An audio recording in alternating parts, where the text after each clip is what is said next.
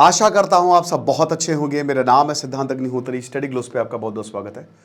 Konkan railway में सफ़र किया है आपने? इस रूट में मैंने बहुत किया है और मैं यकीनन कह सकता हूं कि ये पूरी दुनिया, मैं भारत की नहीं की बात कर रहा हूं, पूरी दुनिया की one of the most beautiful route में से एक है। यूनेस्को जो हमारी हेरिटेज रेलवेज है, सब में मैं बैठा हूँ। दार्जिलिंग में बैठा हूँ मैं, शिमला में बैठा हूँ मैं, ऊटी में बैठा हूँ मैं, है ना। और वो जो वो महाराष्ट्र वाला हिल स्टेशन में नाम भूल गया, उसमें बैठा हूँ मैं, ठीक है। लेकिन यहाँ जब आप कोंकण रेलवे में बैठते हो और उसके बाद जो गोवा के आगे की जर्नी होती है और दूध सागर फॉल्स पड़ती है, ओ हो, कमाल कमाल भाई कमाल। तो अब इसको एक बहुत मेजर बूस्ट मिलने वाला है जिसमें यात्रियों को बहुत ज़्यादा बेनिफिट होगा। आज हम कोंकण रेलवेज की बात करेंगे। 1947 में, वैसे पहला आइडिया 1894 में ही आ गया था। ब्रिटिशर चाहते थे कि इधर मुंबई प्रेसिडेंसी, नीचे मद्रास प्रेसिडेंसी, तो सारा जितना भी रेवेन्यू है रेलवे से ही तो जाएगा ना। और ये पूरा का पूरा कोस्टल एरिया है। चलो रेलवे बनाते बट वो पूरा नहीं हो पाया क्योंकि वेस्टर्न घाट्स है यहाँ पे, ये इतना आसान नहीं है। और वेस्टर्न घाट्स में जंगलों के बीच पहाड़ियाँ हैं, काट के टनल्स बनानी है, ब्रिजेस बनाने हैं, नॉट सो ईजी। लेकिन ये करके दिखाया हमारे इंजीनियर्स ने, जो E Sreedharan, metro man of India.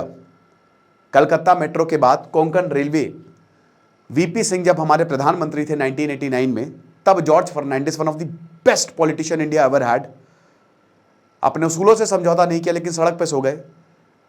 ऐसे हालात में वो रहे हैं और उसके बाद उन्होंने भारत की राजनीति को संभाला है। उनकी बायोग्राफी मैंने कवर किया, आप देखिएगा। वो जब रेलवे मिनिस्टर थे तो उन्होंने कोंकण रेलवे के कंसेप्ट को आगे बढ़ाया। मेन काम 1990 से ही शुरू हुआ है। बाकी 1958 में भी एक रेलवे लाइन बनाई गई थी, बट 3,500 करोड़ का प्रोजेक्ट, भारत के पास इतने पैसे नहीं थे और इंडियन रेलवे बाकी प्रोजेक्ट्स को देख रहा था। लेकिन असली काम 1990 से ही शुरू हुआ और फिर कोंकण रेलवे जब बन के तैयार हुई तो बहुत ज़्यादा इसने मदद की। शुरुआत में तो मैंगलोर तक ही जाती थी ट्रेन, मुंबई से मैंगलोर तक, लेकिन बाद में उसको बहुत लंबा एक्सटेंड कर दिया, केरल तक जाती है। तो चलिए बिना देर के किए हुए शुरू करते हैं। तो ये आप देख सकते हैं, ठीक है ना, ये आप देख सकते हैं जो सबसे पहला फेजेस में शुरू हुआ है। लेकिन पहले तो सबसे पहले तो रत्नागिरी तक ही जाती थी, उसके बाद मैंगलोर बहुत इंपॉर्टेंट है ना। ये बेसिकली ये यहाँ से शुरू होता है मुंबई से और ये मैंगलोर तक जाता है और ये वेस्टर्न घाट्स को पूरा कवर करता है। और यहाँ पे वेस्टर्न घाट्स और कोस्टल एरिया के बीच में जो स्ट्रिप है, अब जब आप इससे आगे बढ़ते हैं तो बहुत सारे स्टेशन आते हैं, लगभग 72 स्टेशन, बड़े स्टेशन यहाँ पे आपको देखने को मिलेंगे, ठीक है। न्यूमरस, हजारों टनल्स और ब्रिजेस आपको देखने को मिलेंगे।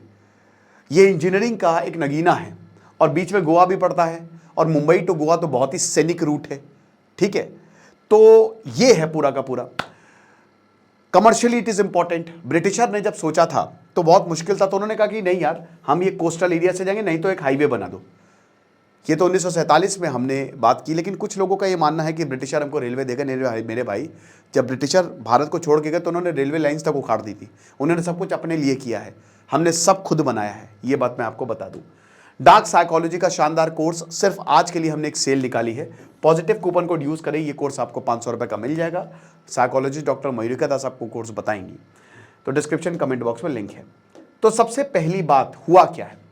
हुआ ये है कि कोंकण रेलवे जिसको स्टैब्लिश किया गया था एक स्पेशल पर्पस व्हीकल, यानी कि इसका काम एक स्पेशल पर्पस, तुम एक खास पर्पस के लिए आए हो, उसके लिए 1990 में इसको स्टैब्लिश किया गया था जब जॉर्ज फर्नांडिस रेलवे मिनिस्टर थे, वीपी सिंह प्रधानमंत्री, जैसा कि मैंने आपको बताया।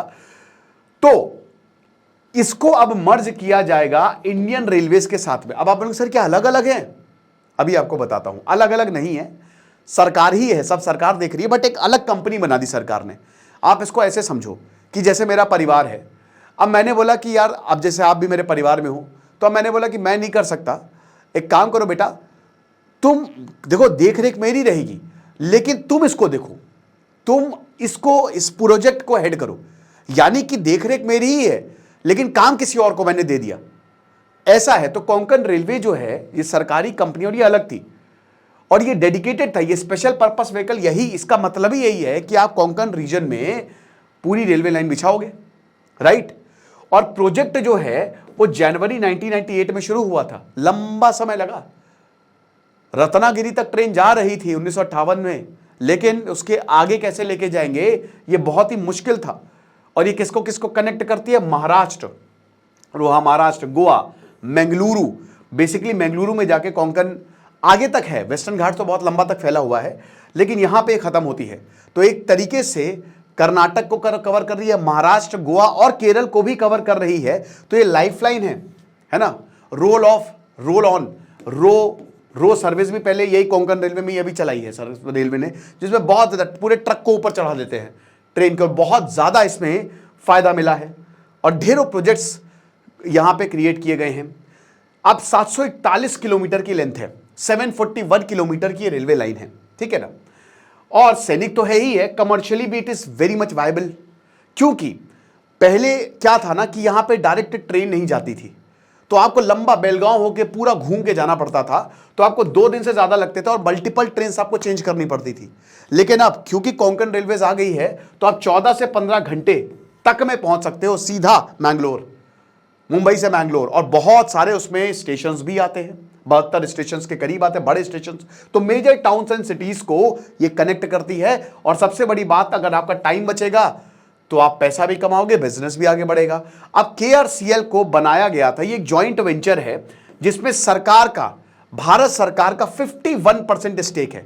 मैंने क्या बताया, वही फैमिली वाले एग्जांपल से समझिए कि लीड हम ही करेंगे, बेटा तुम हमारे ही हो, लेकिन इसमें बाकी परिवार के भी बच्चे आएंगे और उनको हमने दे दिया है।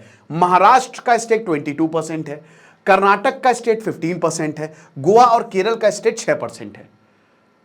तो ये सरकारी कंपनी है ना, जिसमें अलग अलग सरकारें काम कर रही हैं। अब जाहिर सी बात है, जिसका जितना ज्यादा स्टेक उतना वो पैसा डालेगा, उतना वो इन्वेस्टमेंट करेगा। और अब आप समझेंगे कि आखिरकार इसकी जरूरत क्यों पड़ी। और इसकी जरूरत इसीलिए पड़ी क्योंकि पैसा बहुत ज्यादा लग रहा था मेरे भाई। देवेंद्र फडणवीस ने यही तो लिखा, लेटर लिखा है यहां पे रेलवे मिनिस्टर अश्विनी वैष्णव को, और उसमें यही बताया गया है कि ये स्टैंड अलोन मॉडल है, ठीक है।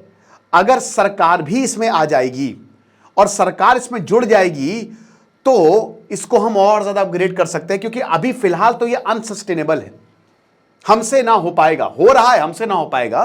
रेलवे वैसे ही दोस्तों बहुत प्रॉफिट में तो है नहीं, रेलवे आपकी संपत्ति है। अभी हम प्राइवेट पार्टनरशिप मॉडल पे, ठीक है, PPP मॉडल पे जो है वो हम कर रहे हैं, प्राइवेट पब्लिक पार्टनरशिप, ठीक है। और रेलवे में थोड़ा बहुत प्राइवेटाइजेशन जरूरी है। फाइनेंशियल वोस, पैसा कम है, मतलब काफी लंबे समय से प्रॉब्लम्स है, रेवेन्यू जो है वो लगातार घटता जा रहा है। और जैसे जैसे पॉपुलेशन बढ़ती जा रही है, ट्रेन का नवीनीकरण हो रहा है। हर रूट पे आपको वंदे भारत मिलेगी, इस रूट पे भी वंदे भारत तेजस दौड़ती है और अच्छे खासे ट्रैक्स पे। मतलब मैं तो देखता हूं कि यूपी में 100 किलोमीटर प्रति घंटा 110 में आप नहीं दौड़ा सकते, लेकिन ये तो हाई रूट, मतलब बहुत तेज दौड़ा सकते हो आप यहाँ पे। तो ये जो इंफ्रास्ट्रक्चरल डिमांड्स है, इसको मीट करने के लिए अब कंपनी सस्टेन नहीं कर पा रही है और एक्सपेंशन की जरूरत है। तो इसीलिए पैसा चाहिए, और पैसा तभी आएगा जब हम आपके साथ जुड़ जाएंगे, आप पूरा टेक ओवर कर लो, समझ रहे। तो मर्जर जो है वो अब नए प्रोजेक्ट्स को जन्म देने वाला है। तो ये पैसेंजर के लिए बहुत बढ़िया, और टनल्स हो सकता है, और स्टेशन जोड़े जाएं, हाई स्पीड ट्रेन यहां पे चढ़ाई जाए, कनेक्टिविटी इंप्रूव होगी, फ्रीक्वेंसी इंप्रूव होगी, क्वालिटी ऑफ सर्विस इंप्रूव होगी, और अल्टीमेटली जो ये लोकल इकोनॉमीज है उनको मदद करने वाली है। टूरिज्म को तो मदद करेगी। मुझे तो बहुत दुख होता है भैया, दूध सागर पे ट्रेन ही नहीं रोकते हैं, ऐसे देखना पड़ता है, और साला गेट पे भी इतने लोग जल जाते हैं कि भैया कहां से देखे। वहां पे मैं तो गया तो मैंने कहा भैया हट जाओ थोड़ा सा, नहीं हमको देखनी है पहले, क्या बताएं, वरना तो आप ट्रैक करके जाइए। तो टूरिज्म के लिए भी बहुत बड़ा बूस्ट मिलता है और एम्प्लॉयमेंट भी महाराष्ट्र में जनरेट होगा, जाहिर सी बात है। उन्होंने बोला कि कोंकण रेलवे, देवेंद्र फडणवीस जो सीएम है, उन्होंने बोला कि देखिए ये भाई मर्जर के बाद भी यूज होगा, ऐसा थोड़ी ना कि कंपनी का अस्तित्व खत्म हो जाता है। कंपनी आपने ले ली, हमने मर्ज कर दी, तो कंपनी तो चलेगी ही चलेगी, लेकिन इंडियन रेलवे जो है अब 394 करोड़ जो है, जो हमारा इनिशियल स्टेटमेंट है, वो इसको रिम्बर्स करेगी। पैसा जो हम लगाएंगे वो अब भारत की सरकार दे देगी, और भारत की सरकार ने बोला कि पैसे की कमी नहीं होगी, हम हैं, तुम प्रोजेक्ट बनाओ, पैसा हम देंगे, ये चीज है। अब सबसे बड़ी बात कि पैसेंजर्स को क्या मिलेगा। भाई जाहिर सी बात है कि पैसेंजर बहुत ज्यादा खुश होंगे, क्योंकि अगर एक बार कोई भी चीज सेंट्रल गवर्नमेंट के अंदर आती है तो उसमें इंफ्रास्ट्रक्चर भी बढ़िया होने वाला है, फ्रीक्वेंसी, सिक्योरिटी मेजर्स भी अच्छे होने वाले हैं, कनेक्टिविटी भी अच्छी होने वाली है, और ज़्यादा कॉम्पिटिटिव फेयर्स हमको देखने को मिलेंगे, और वो एक वेटिंग की बड़ी प्रॉब्लम होती है, वो भी शायद सॉल्व हो जाए, ज़्यादा ट्रेन्स, ज़्यादा ट्रैक्स का और शायद और अच्छे ट्रैक्स, और उसके बाद इंडियन रेलवेज में जो सीमलेस बुकिंग चैनल है वो भी हमको देखने को मिलेंगे। कस्टमर ग्रीवियंस रिड्रेसल मैकेनिज्म, ये बहुत अच्छी बात हो गई कि रेल मदद ऐप आ गई है, ऐप से आप कुछ भी कर सकते हो, तो तुरंत इसका निपटारा हो जाता है, जो कि एक चैलेंज रहा है कोंकण रेलवे के पैसेंजर्स का। लेकिन ये इतना आसान नहीं है दोस्तों, क्योंकि अभी रेलवे बोर्ड इसको देखेगा। सब कोई मान गया है, केरल, कर्नाटक, गोवा, भारत सरकार, everyone is ready, but the thing is कि इसमें पेपर वर्क बहुत ज़्यादा होता है। अभी प्रोसेस अंडरवे है, इसको देखा जा रहा है। नंबर ऑफ एडमिनिस्ट्रेटिव, फाइनेंशियल और लीगल स्टेप्स है, यही तो भारत में दिक्कत है। भारत में सिंगल क्लियरेंस विंडो नहीं है, आपको बहुत पेपर, और कहाँ पेपर अटक जाए, खैर इसमें सरकार इन्वॉल्व है तो उसमें ज़्यादा वक्त नहीं लगना चाहिए। तो इसमें आप ये मान के चलिए कि बहुत सारी एम्प्लॉय हायरार्कीज हैं, ऑपरेशनल एरियाज है, सर्विस कॉन्ट्रैक्ट्स हैं, क्योंकि देखिए हर स्टेट ने अपने हिसाब से ये कॉन्ट्रैक्ट्स दिए होंगे। इनका क्या होगा, हर स्टेट, क्योंकि एक अलग ही कंपनी है ना, अलग सरकारी कंपनी है, तो इसमें लोग काम करते हैं, उनका क्या होगा। तो अभी इन सारी चीज़ों को देखा जा रहा है, और उसके बाद आपको खुशखबरी मिलेगी। और अच्छी बात है भैया, ऐसे ही अपग्रेड्स होते रहे, भारत आगे बढ़ता रहे। खुश रहिए, पढ़ते रहिए। दिस इज सिद्धांत अग्निहोत्री साइनिंग ऑफ। और डार्क साइकोलॉजी का कोर्स आप जरूर अवेल करें। Thank you so much.